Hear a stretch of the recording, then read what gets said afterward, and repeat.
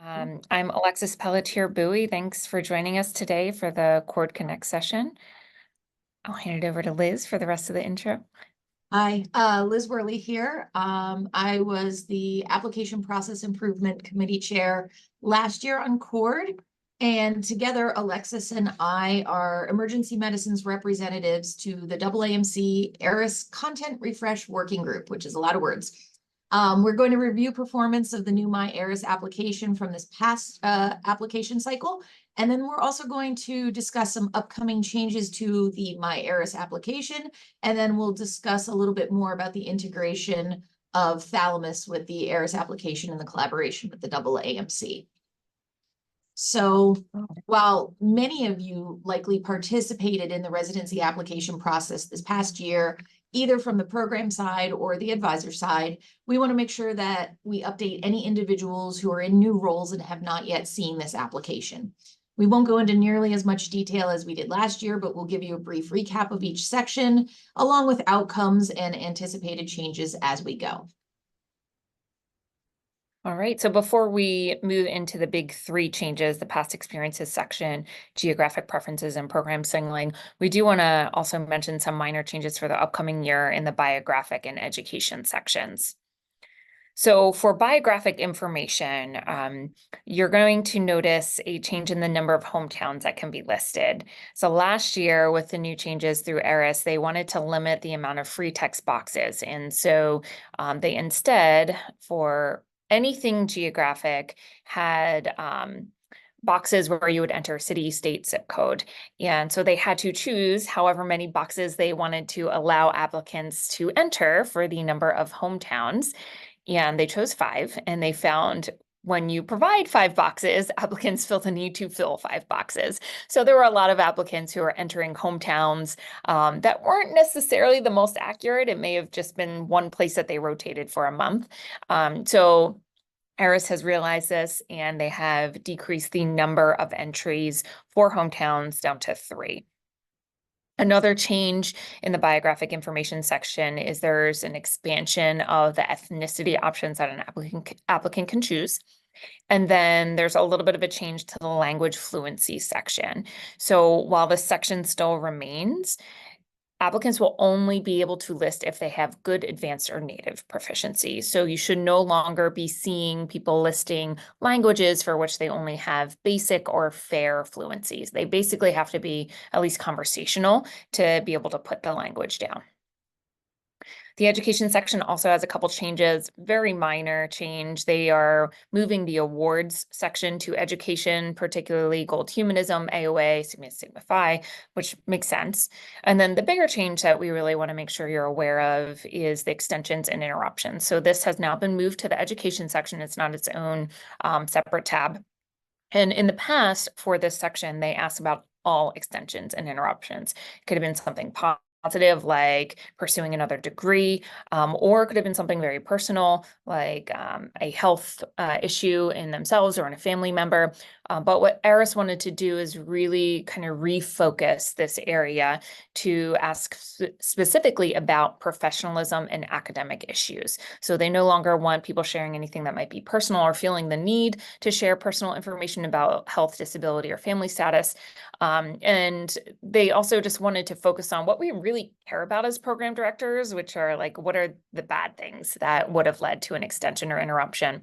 And so now they just want to know about professionalism and academic issues. And they also have some prompts right above the free text area for what they would like an applicant to fill in this area. So explaining the time frame, their reason for the interruption, any steps they took to address it, and importantly, what did they learn from this extension or interruption? The other change before we move into the 3 big sections is there is some clarification and simplification of the licensure eligibility questions. So it still includes all the important things that you want to know as a program director or as a program, including whether or not this applicant can fill out or can complete the responsibilities or carry out the responsibilities expected of them as an emergency medicine resident or to whatever specialty they're applying. Also questions about whether or not they have any misdemeanors or felonies. Also a good question about, is there anything that would limit their ability to be licensed?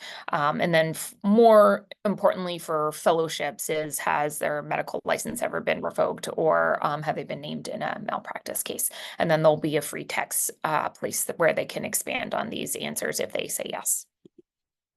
All right, so let's move into the experiences section. So as many of you know on this call, MyERAS really changed this section up over the past year, focusing more on quality over quantity.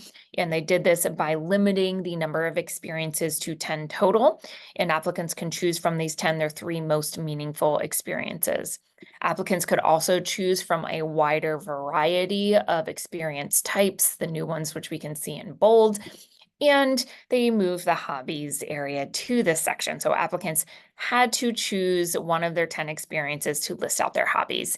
I don't think many people were happy with this. MyERAS has heard our feedback, and thankfully, they have separated out the hobbies and interests section again into its own section. So applicants no longer even have the ability to use one of their experiences for hobbies and interests. Applicants will have 300 characters, which is around 2 to 5 sentences, or excuse me, 2 to 5 sentences to explain their hobbies and interests.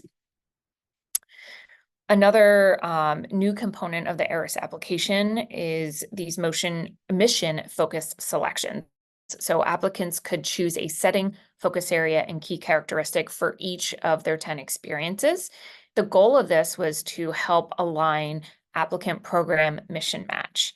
And I think it was very well intentioned, but I think we found over the past year, anecdotally, and also when we presented this at Academic Assembly this past March, that programs weren't really utilizing it as much as what we thought they might use it. So I think the key takeaway point, at least for our advisors here, is don't stress out about what your applicant chooses for the focus areas and key characteristics. It doesn't look like anybody's really filtering out any applicants from consideration in this section, which we were worried might happen, but it didn't really happen. So what was the applicant feedback about the new experiences section? 80% felt that the new experience types and 63% felt that the new focus areas really helped reflect them as an applicant in their application. So they were happy with that. From the advisor side, I think the advisors saw the writing on the wall that maybe the key characteristics and focus areas might not necessarily help programs with finding those mission matches. So only about half of them thought it might be useful in that way. The other key question that was asked of the advisors is, do they have any difficulty with advising? And only 35% said they had no difficulty with advising, which means over half did have some difficulty with advising in this particular section, the experiences section. The most commonly quoted area that they had challenges with advising is the other impactful experience essay. So as a reminder, this was also a new addition to the MyERAS application. This was an optional essay that allowed applicants to explain any hardships or challenges that they may have had in their life or their journey through residency. We found that in the first year of its use in the residency application process, about half of applicants filled this out. I think over the past year, both MyERAS and the Application Process Improvement Committee and EM really did a good job with trying to educate our applicants, our advisors, and our programs on whether or not this should be filled out. And so anecdotally, we have seen less people filling this out and filling it out in a way that it was intended this past year, though we don't have the new data on exactly how many people have filled it out this past year. But we just want to remind advisors that applicants don't have to fill this out, and remind program directors as well, this section might not be filled out, and that's totally okay. We want applicants only sharing things that they're comfortable with sharing, but it's still a great addition so that applicants can utilize this section if they have those hardships or challenges that they want to explain, but they don't want to waste any space in their personal statement to do so. All right, so now we're going to move on to the geographic preferences section. As most of us recall, applicants could select up to 3 out of 9 U.S. Census divisions, or they could choose the no preference option. And then they could also choose a practice setting along the urban, suburban, or rural spectrum. And again, a no preference option. And for each component that they selected, they could also include a short essay describing their preference or lack of preference. So they got to explain the reasoning behind why they chose that division or why they chose no preference. And the same for the setting. In terms of what we saw last year when considering geographic preferences, it's similar to what we saw the year before. Applicants most highly rate proximity to family and friends, followed by location of desired programs. There's a moderate response in terms of consideration of lifestyle factors, as well as having previous ties to a region, and then to some lesser extent, future opportunities to practice in a specific area. The large majority of applicants did note, though, you can see here, 85% felt that their geographic preferences represented their true preferences.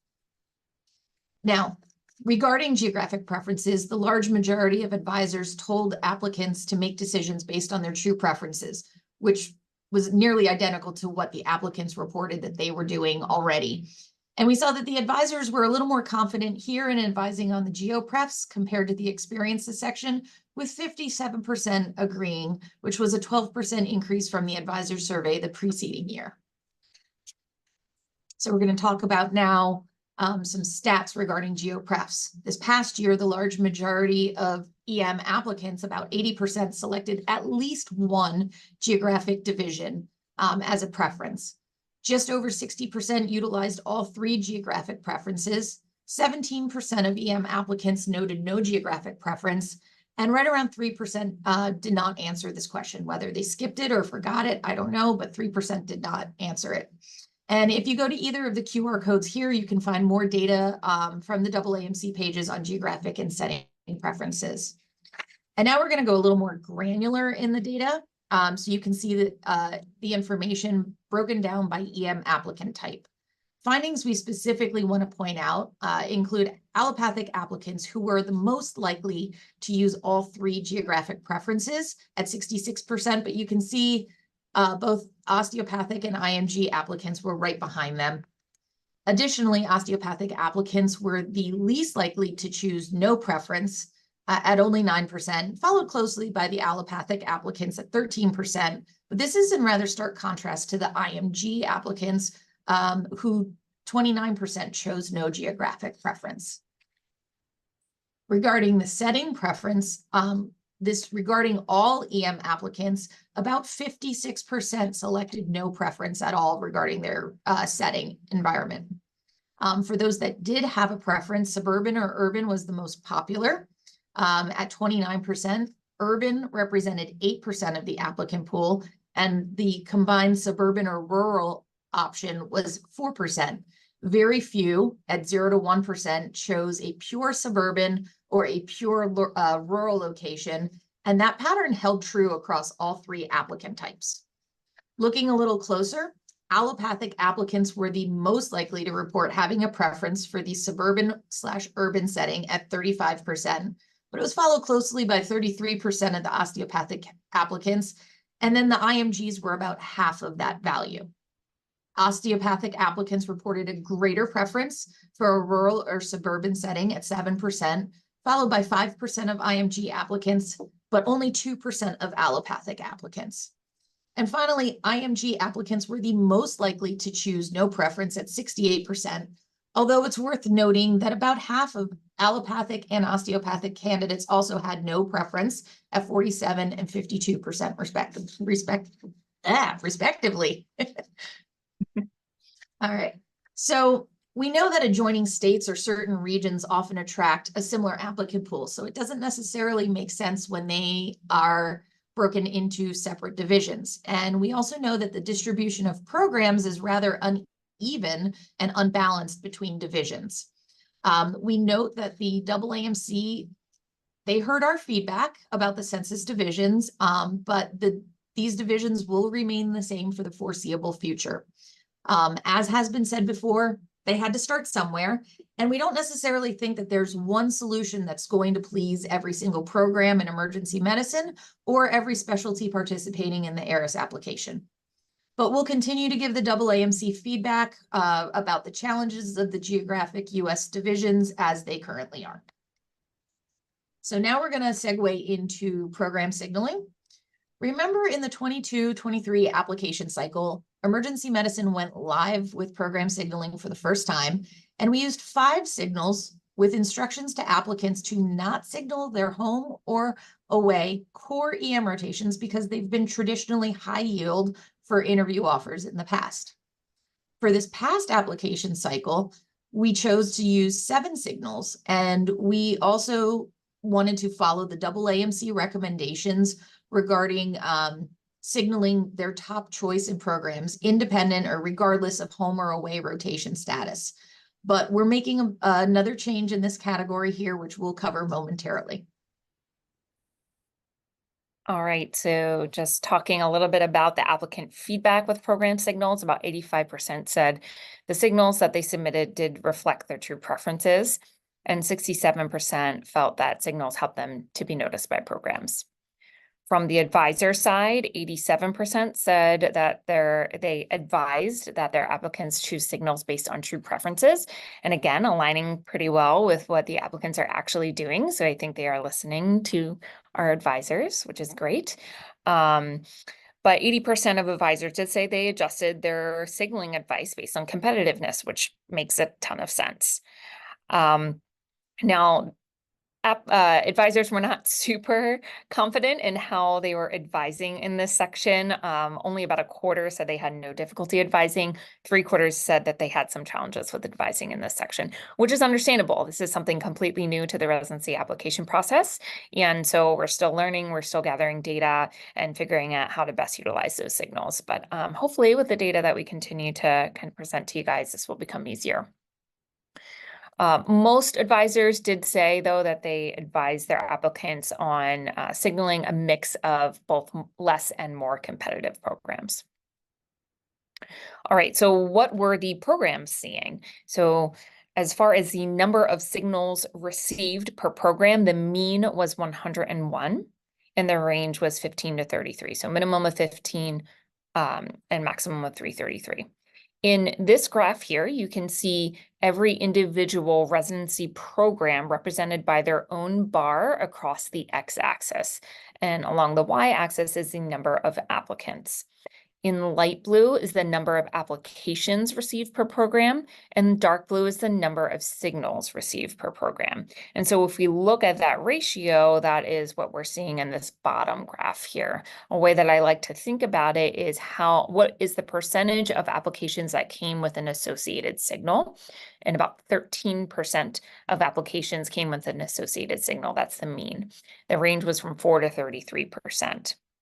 Now, one of the issues with this smaller signaling approach is that there is a bit of a higher concentration of signals within a smaller number of programs. And so the top 27 programs, top 10% of programs that receive the most signals, received 23% of all signals. But notably, this is very similar to last year when we had only 5 signals to use as far as the distribution goes and the concentration in programs. And it's also very similar to other specialties that have a similar approach to signaling with a smaller number of signals. When we're looking at interview yield from those signals, we can see that in these 2 graphs here. On the left-hand side is data from the 2023 match. On the right side is data from the 2024 match, so our most recent match cycle. But caveat, the data on the right is still the preliminary data from December. We haven't been provided with updated data yet from MyERAS. Either way, both are pretty similar with a 5-signal approach, with a 7-signal approach. You can see that applicants are still getting interviews despite a signal in the red. So no signal, about 30% chance of still getting an interview, and that pretty much doubles with the presence of a signal. So I think this is one of the advantages of the smaller signaling approach. When you go to a larger signaling approach with, say, orthopedics that had 30 signals, that red area is essentially zero. So applicants are not getting interviews unless they signal. And we felt that it was important in emergency medicine that our applicants still get interviews without a signal. And so we're pretty happy with how this looks. I think the other thing that we can take away from this graph is that the presence of a signal obviously does not guarantee an interview, and nor should it. It's only one part of the entire application. If you're interested in looking at the relationship between signals and interview invitations across other specialties, those with a similar approach, those with a differing approach, you can see that at this QR code. So putting it gently, we know our recommendations regarding home and away rotations backfired this past cycle, and it left applicants confused and torn. Should they follow national recommendations? Should they follow what their advisors are saying? Should they follow what individual programs are telling them? It was pretty much a mess. So this feedback was given to the AAMC rather loud and clear from emergency medicine, as well as numerous other specialties. Now, to our best knowledge, the AAMC has no intention of changing their overarching recommendation about signaling home or away rotations, because it was well intended to minimize bias initially. And so, however, we as a community and as a specialty, we have the power to choose otherwise and choose what we think is best for our applicants and our programs.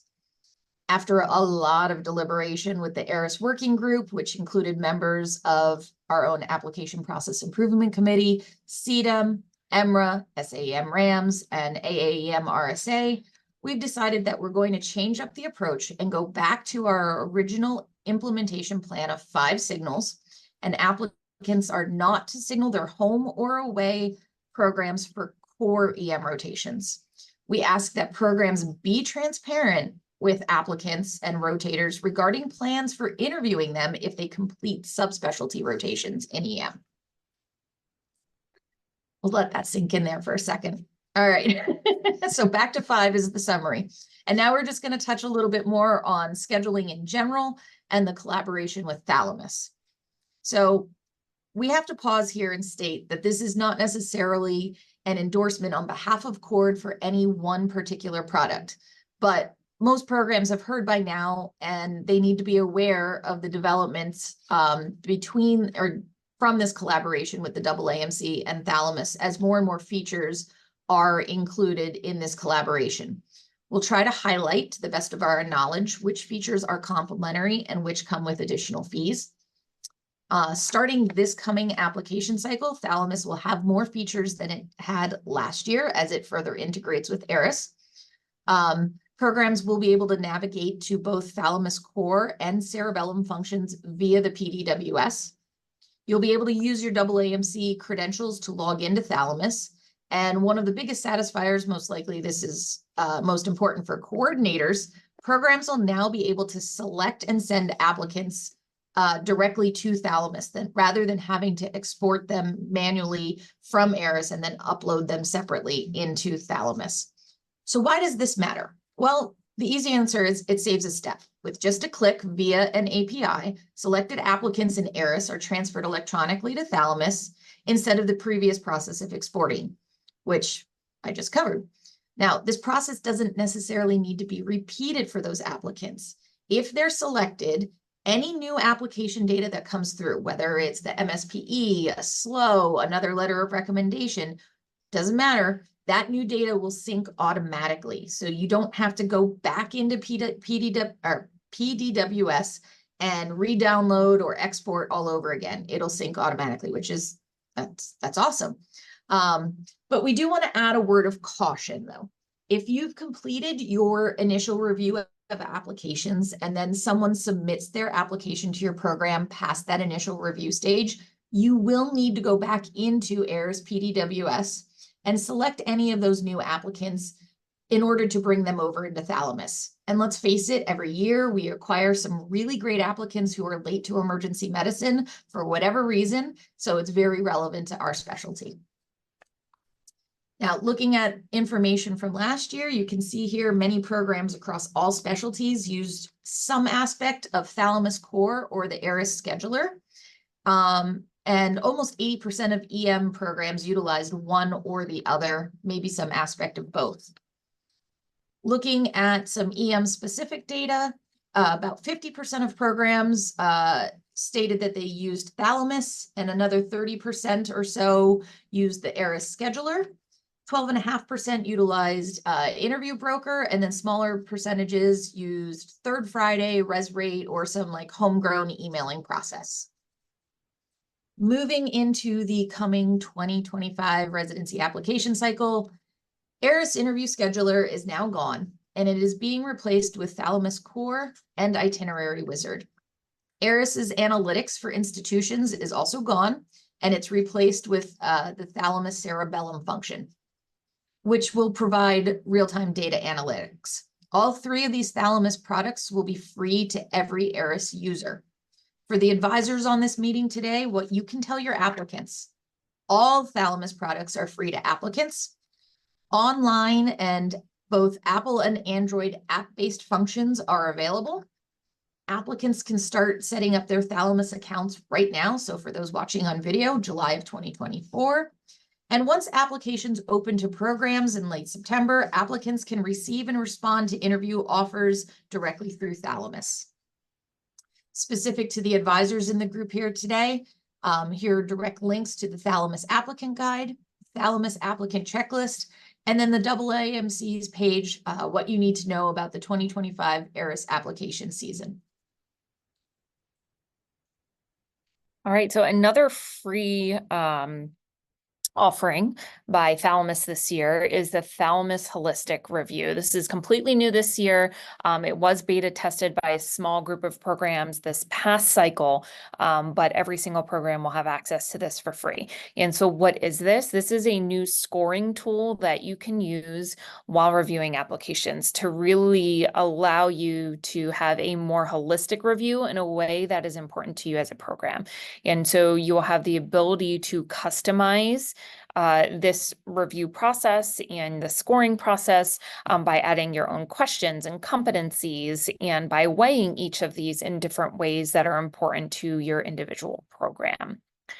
There's kind of some examples here of what that may look like for your program, both on the left and on the right. But if you would like to have more questions answered about that, you can go to the QR code here. Now, if you're interested in a more tech-assisted or AI-assisted holistic application review, then you are going to need to pay for that. That is what Cortex is. And from a quote that we received from Thalamus back in the spring, they said this, on average, for the average size EM program, costs about $1,600 to $1,900 per season. Thalamus also offers their own video interview platform, which integrates along with the rest of the Thalamus products. And that is also an additional fee for around $800 to $1,100 for the average EM program. If you have a smaller program, maybe less. Larger program, definitely going to be more. Speaking about costs, ERAS has thankfully reduced the cost for applicants for this upcoming application cycle. They estimate this will save the average applicant up to 36%. They are also introducing some fee assistance as well that they had not had in the past. Just a friendly reminder that the deadline to sign up for program signaling is this Friday. As of right now, there are only 3 programs who have not registered saying whether or not they do want to participate. So if you're one of those programs, definitely sign up. We do have a couple that said that they're not participating. Not sure why, because there's no disadvantage to participate. So you may want to just go in though and check and make sure that you're checked off appropriately, because we have had in the past some programs that had checked off that they're not participating and didn't realize they had checked off that button and they actually did want to participate. So no harm in checking your ERAS account maintenance page and making sure you're signed up appropriately by this Friday. The last thing that we want to talk about is exploration of other residency application platforms. Many of you may know, but if you don't. OBGYN has broken away from MyERAS over this past year, and they will be using their own residency well, not their own. They're partnering with Liaison and Residency CAS to offer a different residency application platform for their specialty, and they have 100% participation with the OBGYN programs. Plastic surgery also developed their own application service a few years back that they've been using now for a few years. I believe the majority, if not all of them, are using that service, and many anesthesia programs are now joining that same service as well.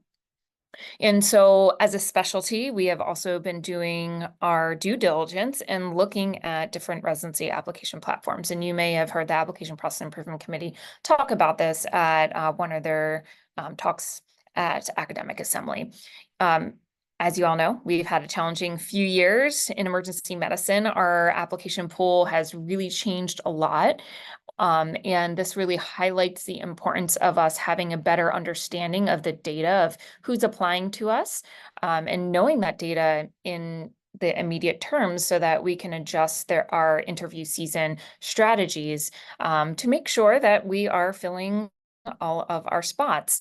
Additionally, programs have been performing even more holistic review, performing more interviews to try to fill the residency spots. So we are definitely in a need for a revised process that works best for all of our stakeholders, our programs, our coordinators, our applicants, our advisors. And so the CORD Application Process Improvement Committee, the CORD Board of Directors, has been having discussions with all of the residency application services that are currently out there, including MyERAS. And we have been open with MyERAS that we are researching other opportunities in an effort to find something that works best for emergency medicine. The reason why I'm mentioning all of this to you is because we find it incredibly important that all of you provide input in what your ideal application may look like. We will be performing focus groups with coordinators, with our program leadership, with advisors, with applicants. We're not yet ready to roll that out immediately, but we're thinking in the near future that we will be starting this. We're kind of close to making some important decisions. But definitely keep an eye out on the CORD listserv because we want all of your feedback to make sure this is working for everybody. And with that, that is all that we have prepared for you. We are happy to take any questions. Definitely also check out our resource page here. This is the Application Process Improvement Committee MyERAS webpage. So on this webpage, you can link to MyERAS's resources. You can link to our EM-specific resources that we've developed for you as a committee as well. And I'll pull up the chat, and I don't know if Megan's keeping an eye on the chat too. Yes, as far as sending out the slides after today's meeting, so this meeting will be recorded and will be posted on this website that we're showing you the QR code to. It's really easy to get this website from the general CORD webpage. On the top left under resources, it's going to be the first drop-down menu there. You can get to this webpage, and so we will have this recording there. If you want the actual slides, I'm happy to send those out over the listserv as well. Plus, it should be searchable under the CORD Connect sessions as well. Exactly. And then I'll field the next question because I will admit I looked up the answer while you were talking, Alexis. Great. Questions, can you comment on how long the explanation is for extension of training? Is there a character limit? And looking up the 2025 MyERAS applicant worksheet, it's one of the only open text box fields that I can find that doesn't have a character limit listed with it. So I can't give a specific number, but it looks larger than some of the other open text boxes that kind of vary in size. It also has several questions built into it, which is, please use the space below to explain the reason, the time frame it occurred, what steps you took to address it, and what you learned from it. So I think they're going to give applicants adequate space to answer all elements of that question. So I wouldn't be surprised if there's no actual text limit with it.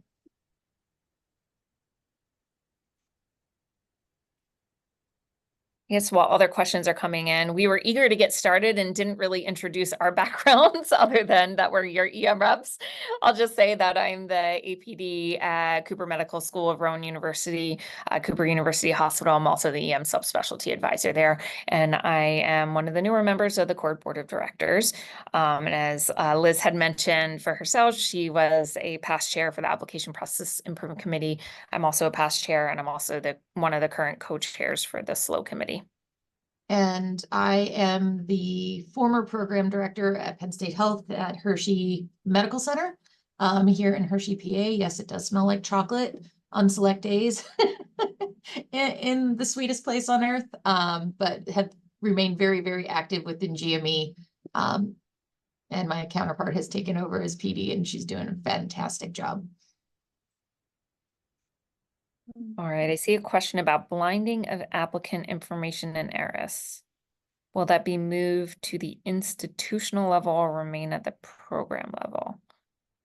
My best understanding of that is that it's up to the program leadership to choose if they turn like signaling information on or off for their reviewers to see that information or their interviewers to see that information. I have not heard any specific talk from MyERAS about it being moved to the institutional level. I don't know if other people have heard their GME offices and their DIOs pushing for an institutional response. But to my best knowledge, it's remaining at the control of the program level.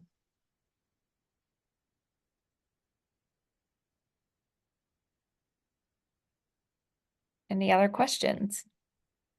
Feel free to unmute yourself if you'd rather just ask it instead of putting it in the chat.